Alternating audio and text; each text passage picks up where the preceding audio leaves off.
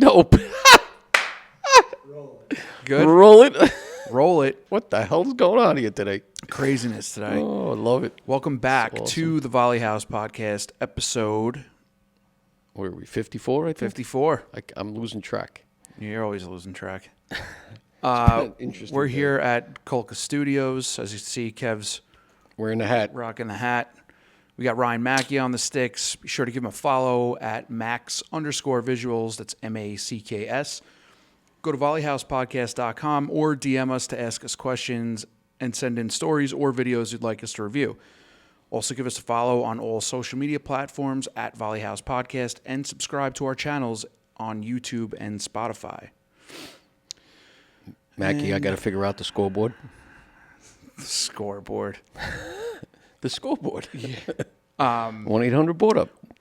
Speaking of, And Coca. 1-800-BOARD-UP. When disaster strikes, every second and every person matters. That's where 1-800-BOARD-UP comes in. Staffed by many retired first responders, their teams are trained to operate safely and professionally on active incident scenes.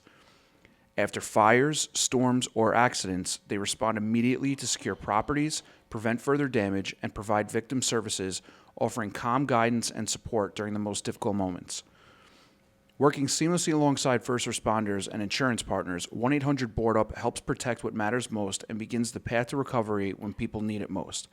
Visit 1-800-BOARDUP.com for more information. And you got the coffee mug. Yeah. Shout have out. mine. We got a little I don't have care mine. package. You didn't get one. I didn't get one. Nah. Damn. Wasn't there a Yeti cup? Where's my Yeti cup? Well, the Yeti's in there. I told Ron he could take it if you want. Oh, I don't get the choice? Dude, you I don't get a 1-800 Where BOARD-UP is your cup? Yeti? You have I left it fucking at Yetis home. for everything. I'm sorry. I'm just been busy today. Got a lot going on today. Yeah. Always busy. I'm always busy.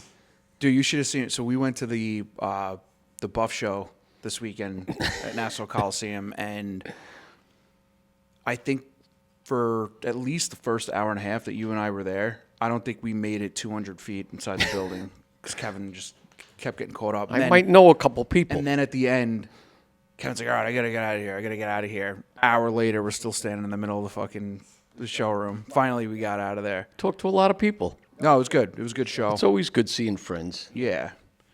It was pretty wild, though. The show was busy. There was a lot going on. Yeah. We were there Saturday, so Saturday's the busier day anyway. Yeah, but for sure. there was a lot happening. But we Yeah. saw a lot of people. I mean, we talked to a lot of people. Yeah, no, it was good. Bunch of fans and a lot of people we know. Yeah. Or at least I know. You don't know anybody. No, I don't know shit.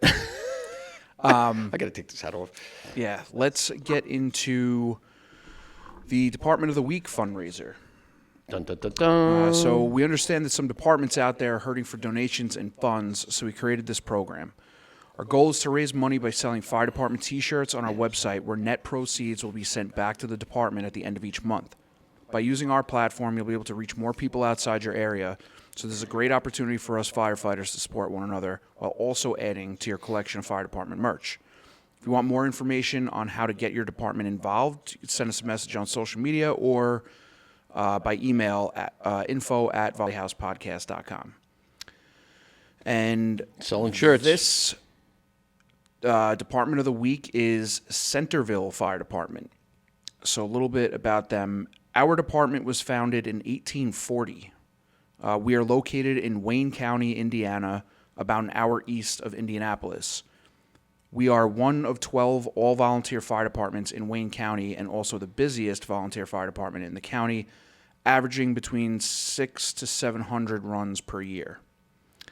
We cover about 45 square miles. Our department consists of 25 active members and 15 reserve members. We run out of 2 firehouses with 3 engines, 1 heavy rescue truck, 1 brush truck, 2 first responders / EMS vehicles, 1 2,300-gallon tanker, and 1 command vehicle. We are certified in Indiana as a BLS non-transport for EMS services.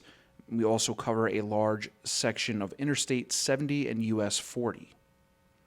So, again, that is Centerville Fire Department. Their T-shirts and stickers are available on volleyhousepodcast.com.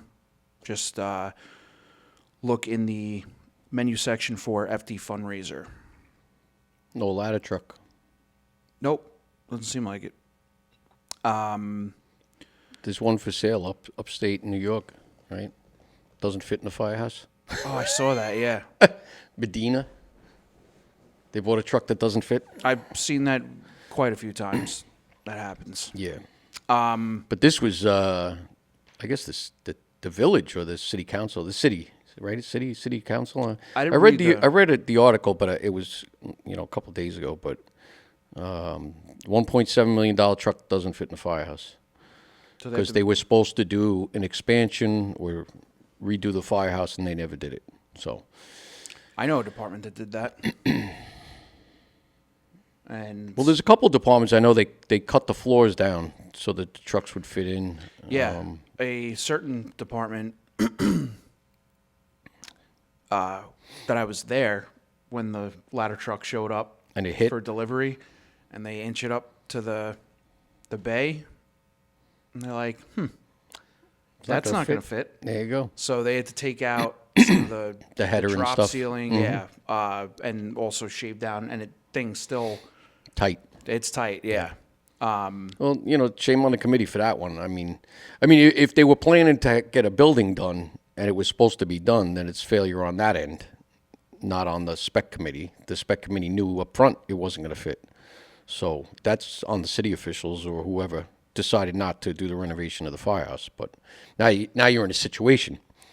And then some people are like, oh, it's the Volleys. The Volleys did it. No, it's actually a paid department or partially paid. Or no, I think they're fully paid. I think their neighbors are combination, but that's not a Volley issue. Everybody loves to jump on bashing the Volleys. Yeah, let's hold off. Kev's all fired up today. Nah, I'm all good. I don't care. Listen, I feel good. like I got the leash on you right now, and I can't wait to get. I'm more get fired through. up that the guy was trying to friggin' cut me off on the way here. That more bothers me. The other shit don't bother me. Let's get into suspended or not. I would have never got through life if I worried about everything people say. So this one says the chief engineer sent the ladder truck out for repair. It was never placed out of service with the dispatch center, and several days later, still not reported out of service. It was dispatched to assist our neighbor company at a house fire. Due to dispatch center being unaware of the unit being out of service, it was dispatched and caused a scratch, delaying the arrival of the second due ladder. I confronted him at the monthly meeting, and he lied, claiming he called dispatch to notify them. Charges were pressed on him, and the investigation committee discovered that the dispatch center stated no calls were received by either a Firehouse number or any number associated with this particular member. The committee then recommended that the company take disciplinary action against him. However, the company, which is mostly made up of his family, voted to dismiss the charges against him and found him not guilty. What should have been done? So there's a lot of shit going on here. It sounds like a fucking episode of Judge Judy. I don't know where all this pressing charges stuff comes from. I don't know if this is something their department does, but little case of nepotism in there. A whole bunch of shit going on. What do you think? So I'm assuming it's a department that uses an outside dispatch center, Yep. whether it's police or county or whoever. Mm-hmm. So, and then when they say the chief engineer, I'm assuming that's the chief of the department. I'm not sure how it's structured here.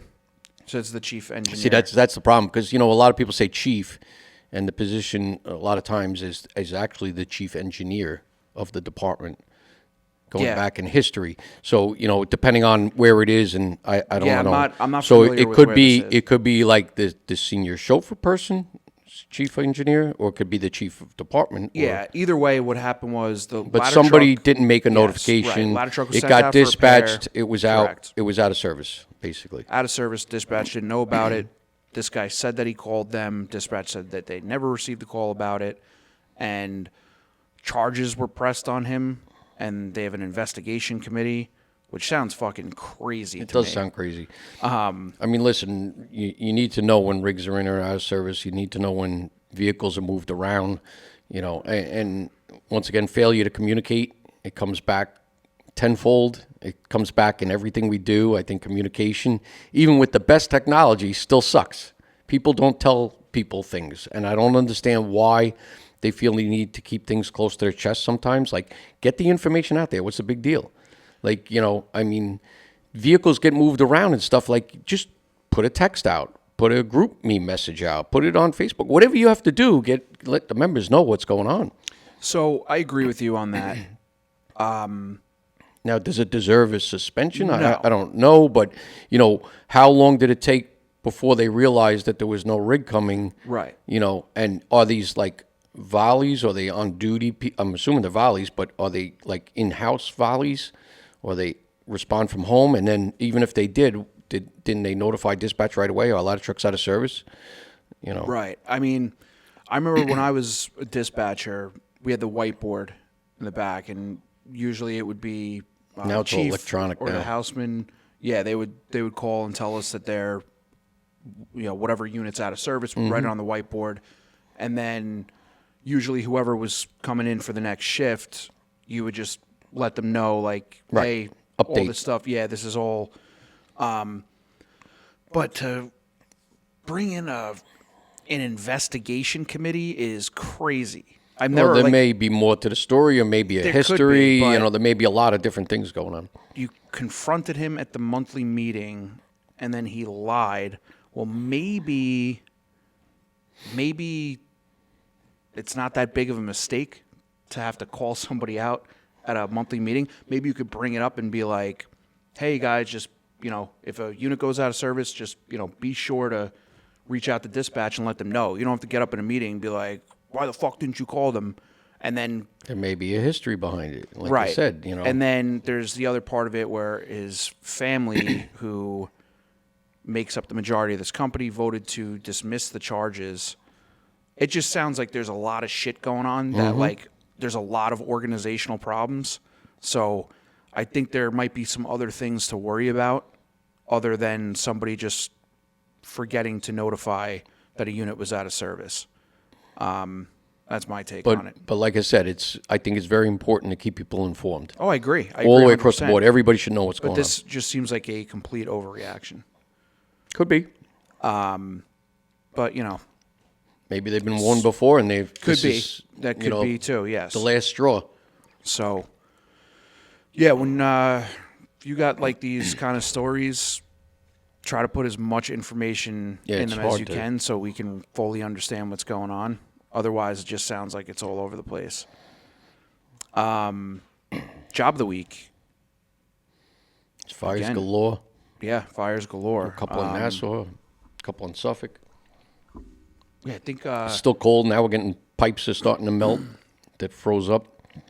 Yeah, I think today was the first. It said it was 33 degrees. It was when in I on the way 30s here, yesterday, yeah. too. So But it's going to be like 8 degrees on Saturday or something. Again, saw it's something going to be like that, yeah. freezing. Or the low is going to be 8. But it was nice to walk outside today, and my face was not hurting from You didn't air. have to put a hat on or a big coat. Yeah. Drill of the week. What do you got going on? We're going to do some RIT packaging and also victim removals and drags. Nice. And then removal of bunker gear and CPR, stuff like that. So That's we're definitely a gonna good drill to do. Yeah, we're going to do rotating stations, a little classroom session first, and then Get EMS involved with it too. get everybody involved. Yeah. This is for everybody to see. Yeah, no, absolutely. But we're going to go over, removing victims with sheets and quilts and blankets, stuff like that. You can roll them in, drag them out, cross-leg methods and webbing, everything. Yeah, no, it's all good stuff. Put a bunch of things in their mind so they can have an idea when they're out there. So should be good. So before It's going to be freezing, so might as Yeah. well stay inside for a drill. we get into your My? this was What this do you was mean my? because this was the first episode that we're doing that you reached out and said, I want to talk about this. Well, So there's I'm a like, lot. There's a lot I want to talk about Oh, it yeah. every week, but we just I just I said, didn't put it out these for are submissions. probably some good areas we could cover right today. But That's it. Before we get into that, you have anything to say to this guy Jack on hit it hard Oh, from I the don't yard. even worry about that bullshit. I ain't fucking bullshit. Kevin I don't worry was about on that the shit. the hit it hard from the yard group. Stop. This is It's all the nonsense. Facebook group. Listen, if I was worried, like I told you, if I was worried I'm not about saying shit, you're worried. I just think it was because like you had the next topic. Listen, I got do you a- fired I up. do a This got duty you crew. fired It up. does get me people fucking- cutting you off. It's. I was doing a duty crew last night again. We had our group together. We actually went down. We did our bailout refresher while we're doing duty crew, which was great. We had a nice dinner. It was good, So why do you put the ex-chief on the back of your coats? I don't know. I think ex-chief is, personally, I don't think we should call it ex-chief. I think it should be past chief, former chief, something like that. But, it's just, we have the rank bars on the back of our coats, and you fill it in with a spot. I'm not. We never used to do it. I'm We not just saying started it's- doing it years I'm ago. not saying it's wrong. If anything, I think that It's could good be, to identify people out Right. there. It could on be the valuable. fireground. Sometimes you don't have a chief, you don't have an officer. Right, I was just gonna say that. You can look to the person and say, well, that guy probably has an idea what's going on around here. Yep. And, you don't stay in rank. That's one thing in the volunteer system. You don't stay in rank forever. We have rotations here, usually 2 years, most people do in each spot as an assistant chief or a chief. So, if there's 4 spots, you're in there for 8 years and you go back to being a firefighter again. But, you've attained that rank and people look to you, as a safety officer or your opinion, and even when you go on mutual aid to other departments, sometimes people don't know who you are. So you identify the guy and you say, well, that guy seems to have a clue, I agree with you, and I think. But, I think the term ex-chief, it's like, you get divorced, you call like- it your ex. Yeah, Like, yeah. why would you call it an ex-chief? Yeah. A former chief, past chief. I don't even know where it came from. Just easier to say, 2 syllables. Whatever. But yeah, this. But it's nothing against people. Some people go through the ranks. They never want to be chief again. I went back in. I was chief again a second time as chief of department. But, it comes and goes sometimes just- if you're young enough. It's just funny that like someone thought like, oh, let me put this in the.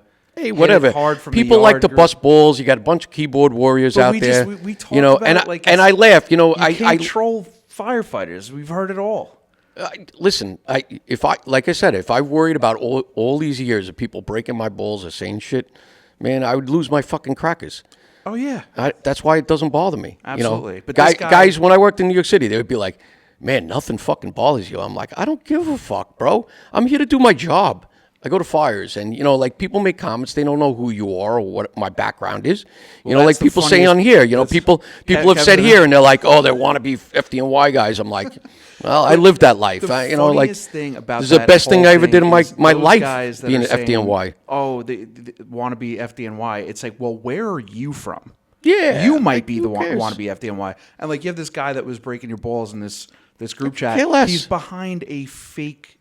I think Fake his name profiles. was- Yeah, they're all fake profiles. Half of them. Yeah, and it's like I know who would get upset if their balls are broken. It's that guy that's hiding behind a profile Yeah, I'm because not he's worried. he's probably some like fat fucking second lieutenant, in bumblefuck that makes Listen, his I probies know- get him beers. I know what I've done. I know where I've been. I might have been to a couple fires here and there. No, I know. It's just it makes me laugh because it's like, yeah, we put. They have these no clips idea who out. I am. They put, we put our clips out, and sometimes we do it just to. Oh, we do. Just to- No, just listen. We say right. Controversy causes chaos sometimes, or causes views. It causes a lot of shit. And It's we're not not for looking. the views. It's just to get. We're not looking to cause up. chaos, but listen. Breaking balls is part of the fire department. You just don't want to go too far. But for people to sit behind keyboards and think they know shit, and it's pretty funny. I'll laugh. I guarantee you. Believe me, I dragged some of these people down where some of the places I've been. They'd fucking lose their shit. They'd be crying to mommy. I guarantee you, I could probably find this guy that's behind that. I'm not worried. Who cares? Dox his ass. Whatever. Nah, I'm fucking around. Whatever. Well, They couldn't walk in my shoes, half these guys. Come on, give me a break. with that being said, It's all good. recently the media went a little nuts. The news media about the With everything. Well, they go fucking nuts about everything, but the recent attention on the shortage of volunteers in New York State, which is not just a New York State problem, but also a nationwide problem. But again, the problem with these media outlets is they blow it out of proportion. They get everyone freaked the fuck out, and then you have all the non-firefighting keyboard warriors that hop in like, just make it paid, blah blah blah, all that shit, and it's just, first off, why even waste your fucking time making comments?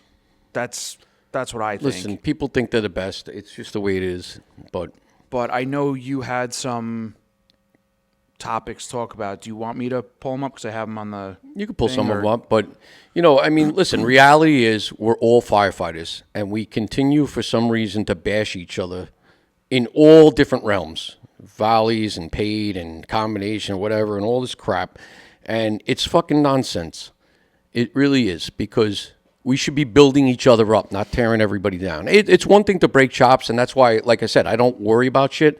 But when people say, oh, just make it paid, or just do this, just do that. Listen, I've seen a lot, and I've like I said, I've worked for the greatest and the best fire department in the world.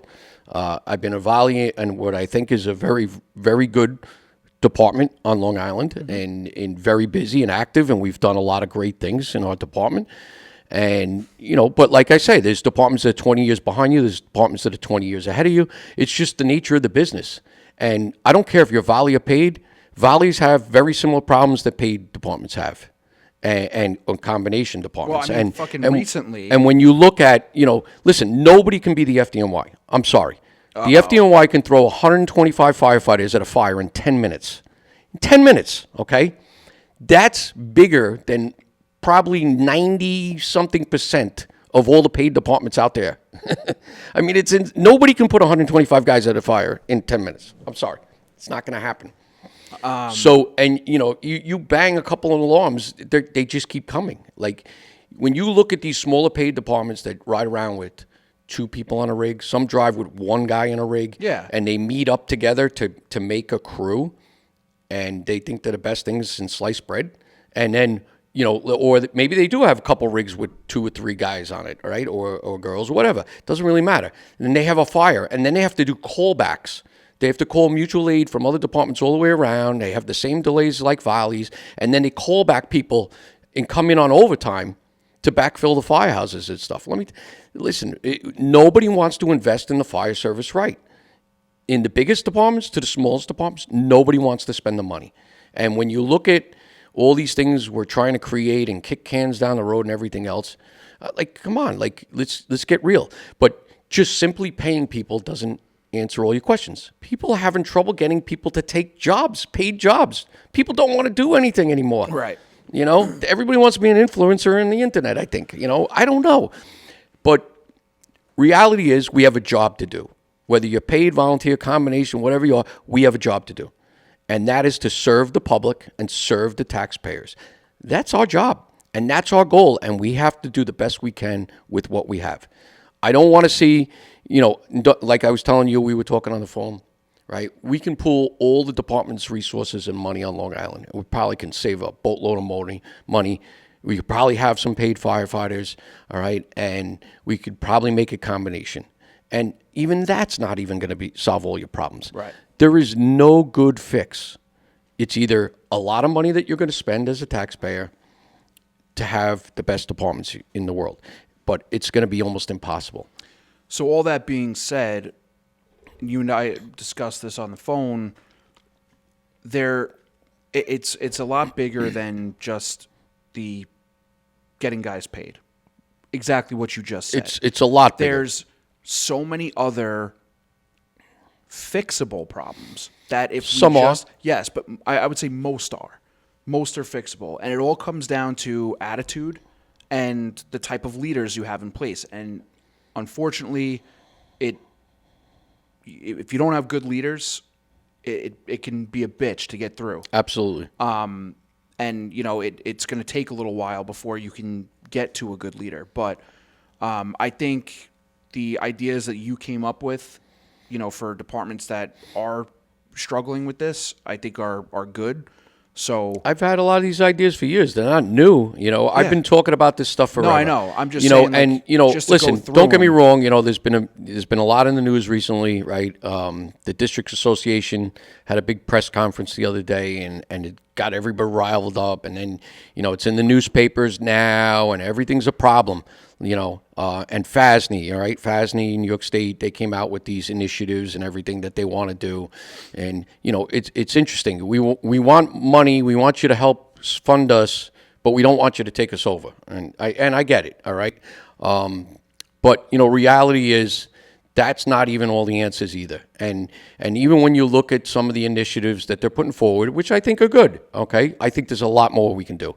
We got to stop kicking the can down the road. We got to start investing in the fire service properly, both in recruitment, both in retention, in everything we do to make it better. And, everybody's like throwing their hands up like this just happened overnight. I know. That's usually how it gets Okay? perceived. This has been going on for years in the volunteer service on Long Island, okay? And when you rate us or put us up against other areas, right, Nassau and Suffolk County, Westchester has had paid departments for many, many years, okay?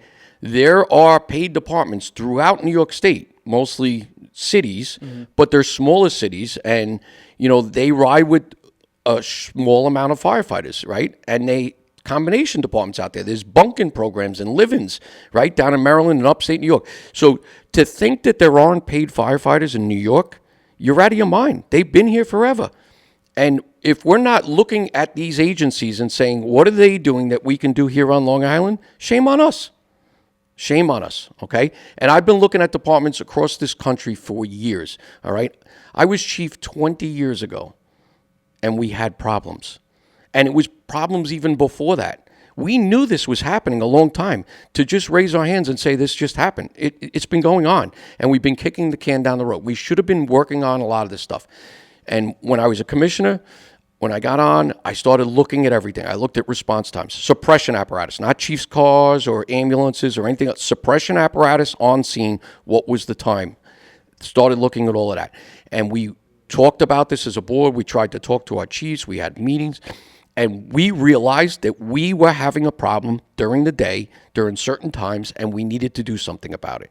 And we wound up going with paid fire crew during the day. From 5 a.m. to 5 p.m., Monday through Friday, we have a paid crew on. And we're a busier department in a busier, more affluent neighborhood with a lot of population, including Stony Brook University. So we had to look at this, and people like, you're ruining the volunteer service, you don't care about it, you want to replace them with paid people. No, I don't. We realize we have a problem, and we have to serve our community and our taxpayers. So we knew we had to do something. So we did a bunch of initiatives and came up with this concept of having a combination department. We went through this years ago with paid ambulance. We went paid ambulance 20 years ago. Okay, we still have volleys, but we had to do something, and we knew it back then. And most people just like, yeah, get rid of EMS. We don't want to do EMS. And there's departments in Long Island don't do EMS at all. And they're smaller departments. It works for them, okay? And maybe they can stay volunteer. But when you look at a bigger entity and you're doing 2,000, 3,000, 4,000 alarms, that's not sustainable by volleys. I'm sorry, it's not. You have to do something. So, I know I'm going on a tangent here, but, to say that this is just happened, we knew this a long time ago. And shame on anybody else that didn't realize this, didn't push for it.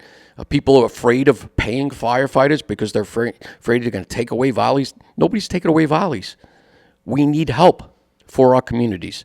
So you need to work on that stuff. I think it does freak people out when you say It does. paid firefighters, because people automatically just think, oh, you're just going to throw the volleys out and replace it all with paid firemen. But it's not going to happen. Even the word combination is a weird thing to say, because people think, oh, well, half the department's going to be paid and then the other half is going to be volunteer. No. It's just like most of the departments around here that are so-called paid, they're basically supplemental to the volleys in a sense. Listen, there are many departments on Long Island right now that are paying maintenance people. Yes. And they're allowing them to go on the fire calls. They're paid firefighters. They call them maintenance or firehouse attendants or supervisors or what's the other term they're using? Foreman. Some departments call it foreman in Nassau County. These are all paid firefighters. What they're doing is they're paying a volley in a maintenance position to go on fire calls. So it's a paid firefighter. Well, you could call it anything you want. In New York City, the firefighters in New York City take care of the firehouse. They clean the firehouse. Right. They take out the garbage. But They what cook I'm saying dinner. is- They do the sheets and So beds. we had this when I first joined the fire department. They had the maintenance guys that worked there.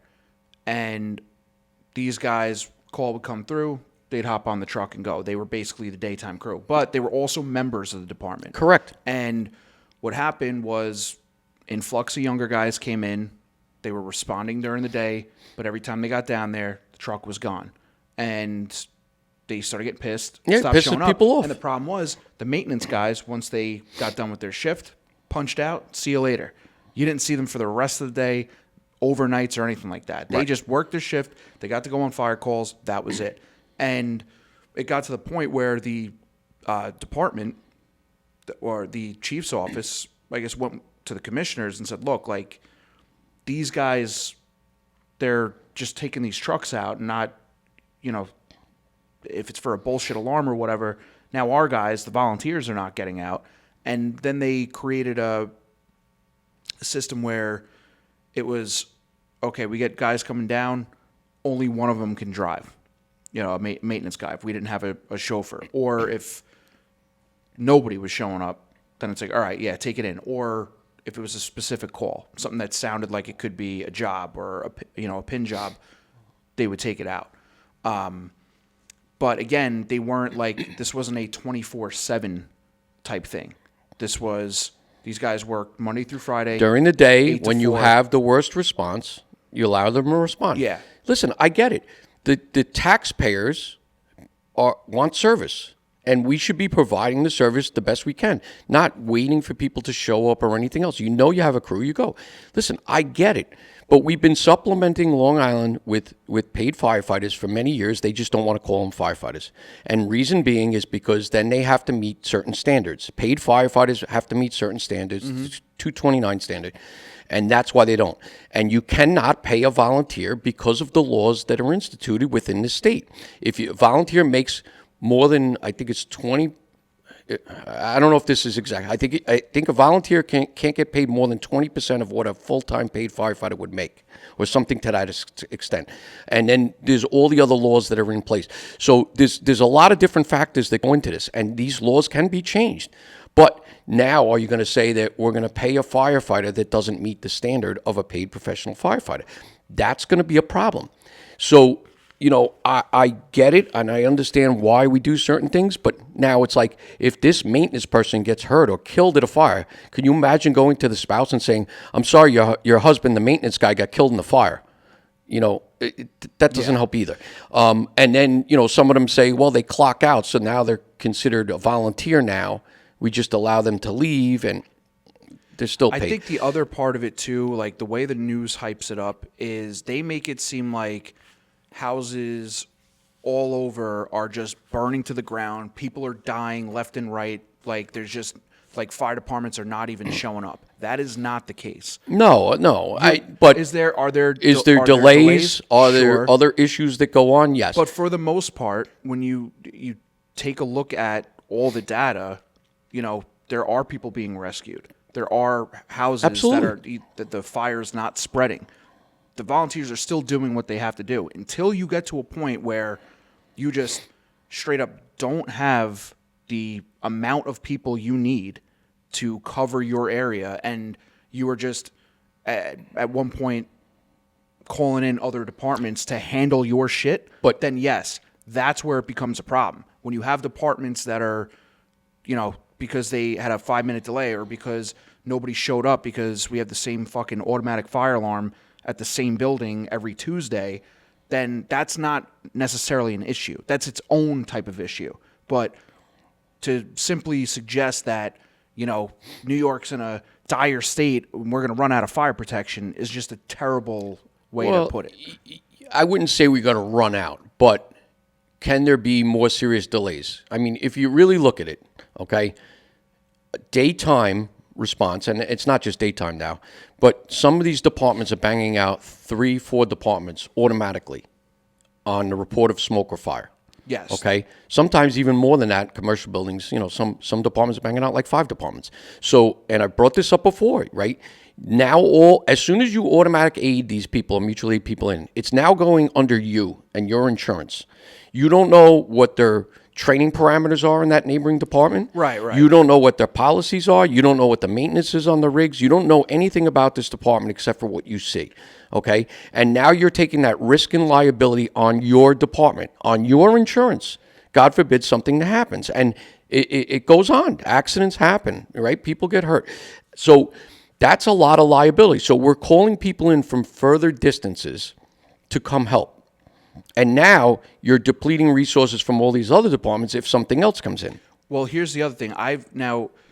Maybe I've been paying attention to this a little bit more because, you've talked about this before in the show, but I've been seeing a lot lately, fire departments that have automatic aid, that structure fire comes in or, smoke in the building, and they activate all these different fire departments for automatic aid, but somebody gets on scene and immediately realizes, hey, not that big of a problem. Cancel. Hold your horses. Absolutely. And there's nothing wrong with that. I think that though is a little bit of an answer to what we've talked about before on the show about automatic aid, where people are getting on scene, they're saying, hey, we don't need everyone fucking screaming here. Slow down, give me the first unit or 2 units, whatever it is. But it's about that reflex time, right? The sooner you bang people out and get them going to their station, that's the sooner they're going to get to you. But even a neighboring department, it could take them over 10, 15 minutes to get to you if something is serious. So, when I look back at years and years and years ago, my department, when we used to do 1,800 alarms a year when I joined, okay, and that was fire and EMS. If we had a working fire in our district, it was only 2 stations out of the 3. We didn't even bang out all 3 stations. And now we bang out the entire department as a general alarm, get an engine coming from a neighboring department automatically on everything that's reported smoke or fire. Not automatic alarms. But, we're already sending somebody from another jurisdiction. And the same thing would happen if you had multiple paid entities, right? You'd have people coming in from different distances and everything else. So, it's a help. But once again, we're kicking the can down the road again. So everything is going to amount to another problem because eventually it's like the boy who cried wolf. I keep calling these people out. Nothing happens. Nothing. It's never a fire. Well, why should I go? Right? Same idea of coming down the Firehouse. The truck already left. I don't want to go down there anymore. It's a waste of my time. It's a double-edged sword. The volunteer fire service needs to really, truly look at putting people in-house. Not responding from home. Responding from home just does not work anymore, especially on Long Island with the traffic. You get at least a 4-person crew in your station. They can respond to the initial alarm that comes out and be dispatched. And I think that's the way to go because now you're guaranteeing something. And then if you can't fill those hours, then maybe you fill that gap with supplemental paid people or something else. I don't know. But you have to try things. The other thing is just blanket-wide changes don't always work, okay? And nothing against FASNY. I think FASNY is putting out 14 initiatives that are good. But is it the answer to everything, okay? They're talking about stipends and money and everything else, okay? When you have a blanket number, just like they try to do with, minimum wage, right? Let's give everybody $20, $25 an hour, whatever it is, okay? It is a lot cheaper to live upstate New York out by Buffalo than it is on Long Island. Okay? Mm-hmm. So when you say there's a stipend, let's just say we're gonna give everybody $800 stipend, whatever it is, right? $800 goes a lot further up there than it does on Long Island. Right. Okay? So you can't have these blanket-wide initiatives all the time. It doesn't work. Like property tax, that's different. If it's the same percentage as Long Island as it is upstate, all right, then it's going to be similar. But when you have blanket-wide policies like this, like let's pay people, right? One of the things I think I read was if you do a 4-hour duty crew, you get $50. I think that was one of the initiatives, if I remember correctly. You get a stipend or whatever. But anyway, $50 in 4 hours, that's $12.50? $12.50 an hour, basically. $12.50 an hour is a lot different upstate than it is on Long Island. Right, yeah. You know what I'm saying? So, and I'm not bashing the shit. I'm just saying that, things should be adjusted depending on where you live. People that work for the New York State, they get a stipend more money on Long Island than they do upstate because the cost of living is more, right? There's cost of living initiatives across the whole country. So you just have to kind of look at things a little differently. And, like some of the stuff I sent you, right? This is stuff that I've talked about for years and things we should do.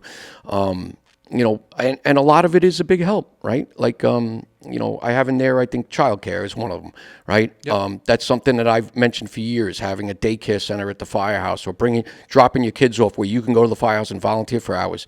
And FASNY, I think, had it on their list as one of the initiatives of providing a stipend of a certain dollar amount for your kids to go to childcare. And childcare, like I said, down here may be more expensive than it is upstate, right? So, what? Or in Minnesota. Or in Minnesota. Well, this is a New York State thing. I know. So, and I'm, like I said, I'm not bashing it. I think it's good to have incentives, but people need stuff now, okay? I've said for years we should have younger kids living in our firehouses, whether they're a live-in program or they get free room and board to volunteer. Or, and I mentioned this, I said, my benevolent, right? We have a benevolent. I said, buy the house next to the firehouse and make it 4 apartments that 4 people can live in, right? Whether you give them a reduced rent or you let them live there for free, but they have to give you X amount of hours, right? The house next to the firehouse. And then if a run comes in, those 4 people run across and they get on a rig and they go, okay? It's like having an in-house crew, right? Build a house on your fire department property, right? I've talked about this for years. Like, we want to give initiatives and say, oh, we're going to give you, cheaper housing, or we're going to do this, or we're going to lower your taxes. Build a building that people can live in at your firehouse. And then you have people there, it's just, there's ways to fix this stuff. There's a million ways. But I'm sure rent upstate by Rochester, or in those areas, if you were to rent an apartment, it's a lot different than renting an apartment down here. Absolutely. You're not touching a place for under $3,500 a month here. It's insane. Yeah, You live in a firehouse, Ryan, if you had the option? Sure. I know I would have. There really are a lot of good points. And, there should be a way, we talk about all the time, the authority having jurisdiction. Yep. Well, you got fire districts all over Long Island or wherever it may be that get to make up their own taxes. They get to make their own rules and stuff like that. So why not give that same authority to make those determinations to the authority having jurisdictions? Well, the problem is money is different everywhere, right? I mean, that's exactly what I'm saying. You could give that money here. Like if say it's upstate New York, you give them the means that they need up there, and then same for here. They may have bigger problems too, and that. Well, but that's all shit that needs to be looked into. Correct. Everything has to be looked into. I said, it's just it's a big can of worms, and there's a lot that needs to be fixed. I mean, when you have tax base, you can have more money coming in. If you're in a village, you're getting the money from the village, or right. Every entity is so different. Unless it's a statewide or a county-wide type of system, you're always going to have these little issues. Because, this department has this tax base, this department has this tax base. Nobody wants to raise the taxes. The taxes out here are insane. If I had 100% off on my property tax, it would be a huge, big difference. I think it would definitely And it's still a lot cheaper than what it would cost you to pay a firefighter. Right. Right? So I pay $16,000 a year in taxes, and $10,000 of that goes to the school district that my kids are out of school. Right, yeah. Right? So I'm still paying for these schools that my kids don't even go to. But if you gave me that $16,000 break, that would be a huge change for me. Huge. All right? But that's nothing to me, right? I volunteer because I want to volunteer. That's how most people feel that way. That's how I got involved. Mm-hmm. And we're trying to get more younger generation. We're trying to get people to stay, young families that buy in, right? Childcare is the big issue for them, and their taxes on Long Island. So if you could take 2 of those burdens away from them and give them more time to be in the firehouse, I used to drive around. My kids would sometimes be with me in the Chief's car, and I wouldn't take runs in, but, I had 2 days a week I had to be with my kids because my wife worked 2 days.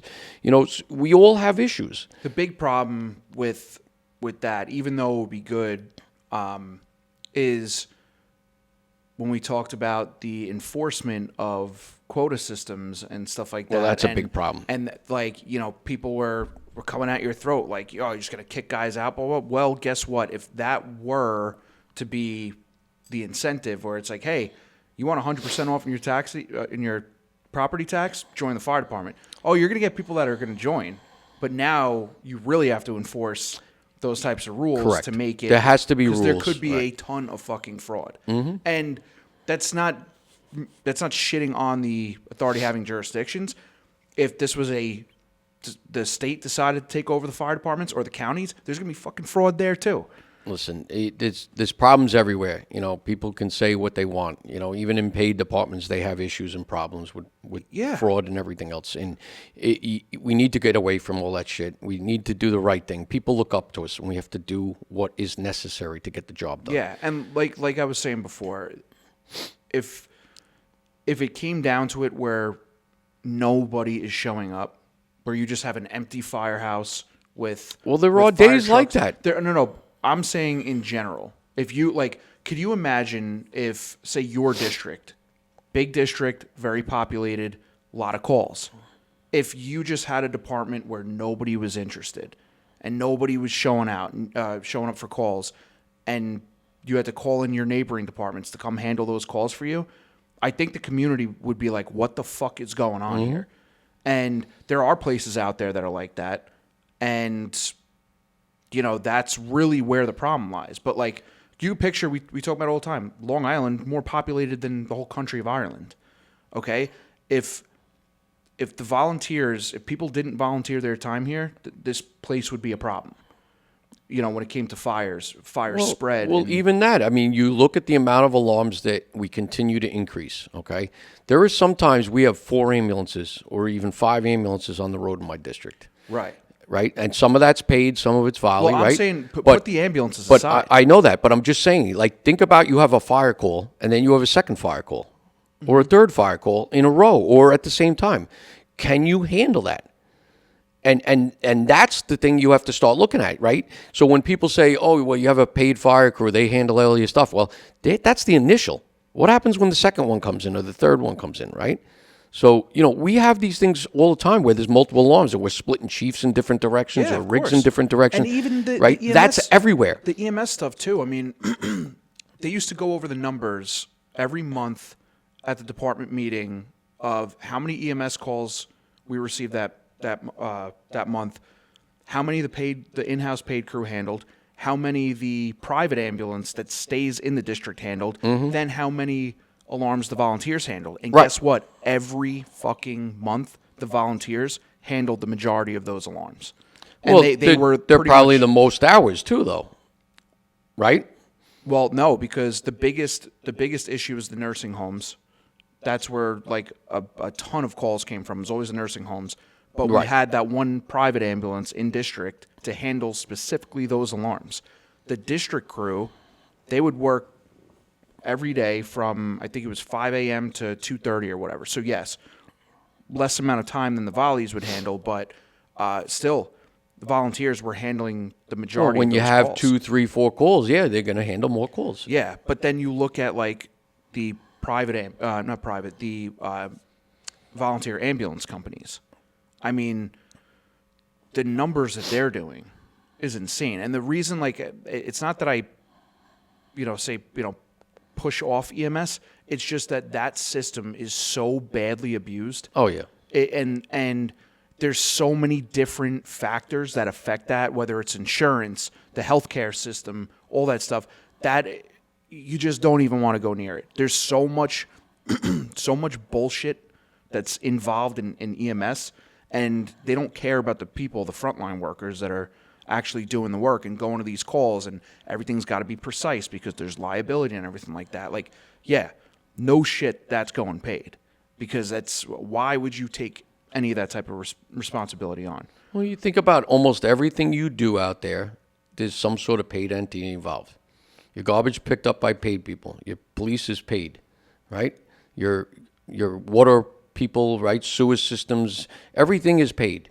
and we have a volunteer fire service. It is, and I'm not saying there's anything wrong with it. No, it's I just know. that It's a crazy concept. Yeah, it is a crazy concept. You thank Benjamin Franklin for that. I was watching some of the comments. People like because they put out about clearing your hydrants, right? It's so important to clear your hydrants, and people like, well, what if my neighbor doesn't do it and I can't do it? Then what? And then people start bashing. They're like, well, I pay taxes. They should come around and do it. And all this crap. Like nobody wants to do things for free anymore, right? I mean, back in the day, I used to go to my neighbor's house and bang on the door and I say, can I have 2 eggs? My mom wants to make some cookies. And you went to your neighbor and you asked for something. Everybody helped each other out. You took care of your blocks. You took care of your neighborhood. You took care of everything, right? That's changed, right? Nobody wants to do anything anymore. Nobody cares to do anything. They could care less, right? They just want to, I pay for this, I pay for that, I pay for this. Most people don't even know they have a volunteer fire department coming to them. They don't. Yeah, no. They have no idea. It's actually insane when you talk they to come out from New York City and they live out here and they're used to a paid system there and they think it's paid here.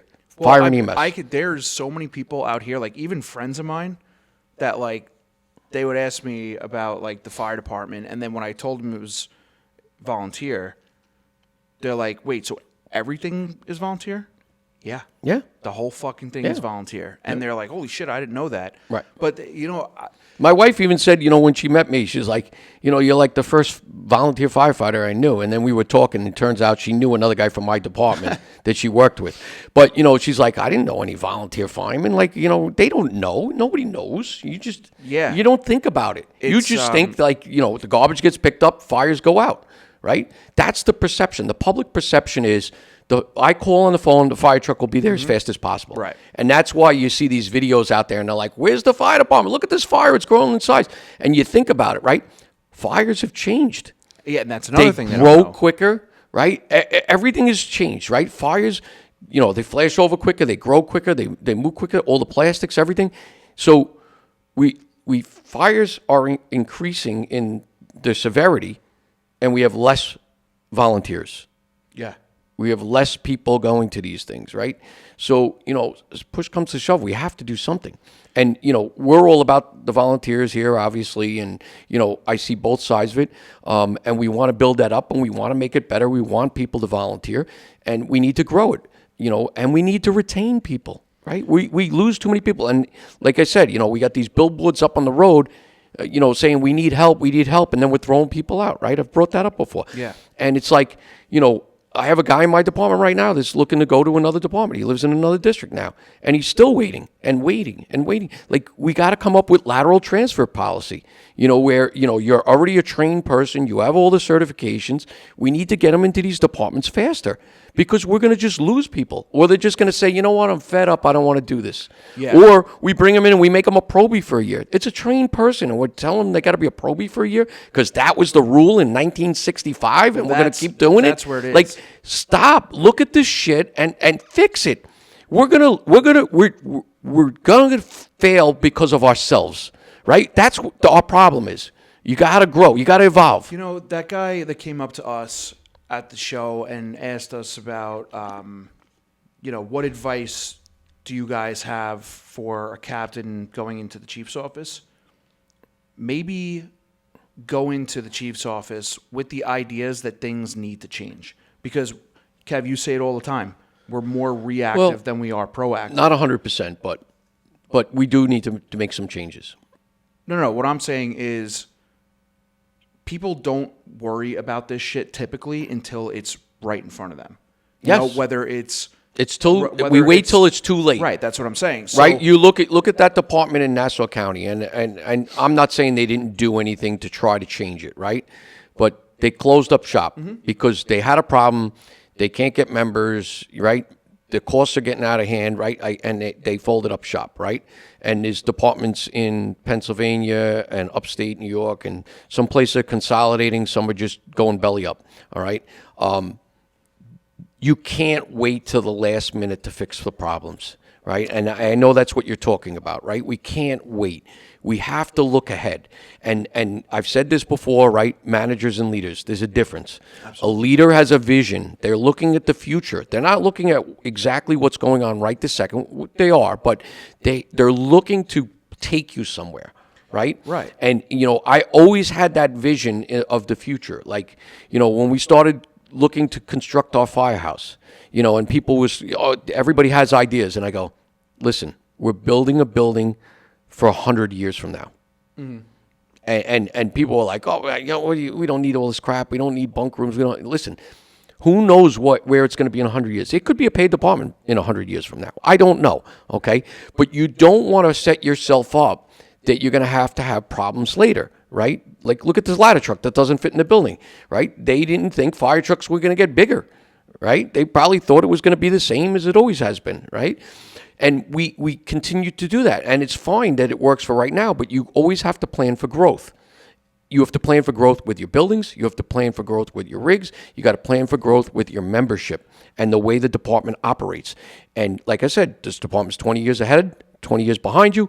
You have to look at other departments outside your zip code, outside your county, outside your state. Look at what other people are doing, right? These conferences, these seminars, we grow and learn by having resources and having conversations with other people. Right. That's how you learn. But if you're going to stay status quo, and there are departments training in-house, we know this is all over the place, right? You're never going to advance yourself. The big thing, though, is everything you said is correct. But there's also that planning for the near future too. So yes, well, like you should have 5-year plans, 10-year plans, 15-year plans. Like, you think about, why do people run for chief? And then they do the whole thing where the people come around to the company meetings and they plead their case as why they be chiefs, and they usually just go over, oh, well, this is what I'm qualified in, and this is what I've done well in, blah, blah, blah. Okay, but what are you going to do? Do you realize that your department right now, when you become a chief, your morale is low, you're struggling to get members, you're losing members? Maybe that's the time. Not everywhere. Not everywhere.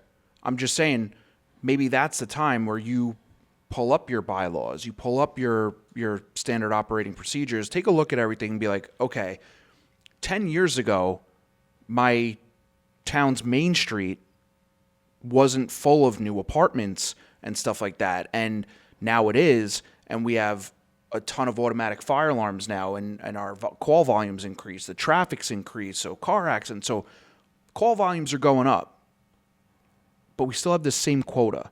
And now I've seen guys get thrown out because they can't make that quota for these run-of-the-mill typical alarms we get. But when the real thing happens, when there's an actual fire, these guys that I needed are gone.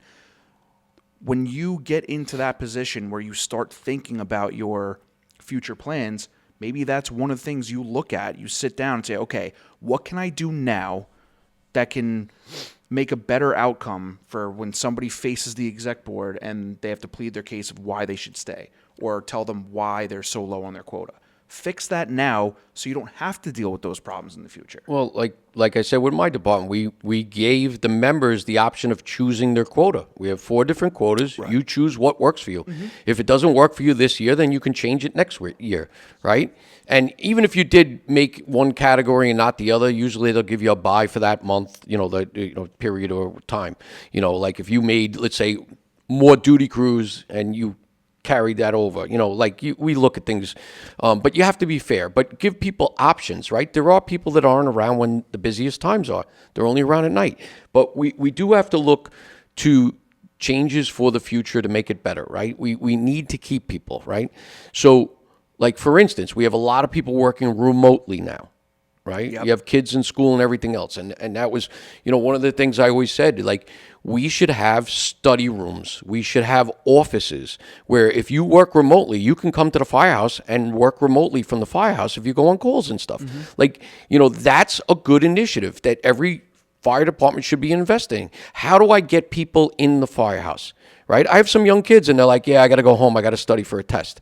Well, if they had a place that they could actually sit down and study in the firehouse, quiet away from everybody, maybe they'll be there. And if a call comes in, maybe they'll go on the alarm. Like, we should be planning for this shit.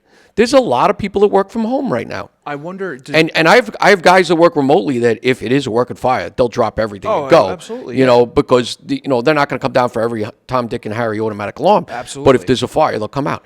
So how do we entice people to be in the firehouse? And we should do everything we can to renovate or change our firehouses to make it worthwhile for living, for working, for whatever you need to do.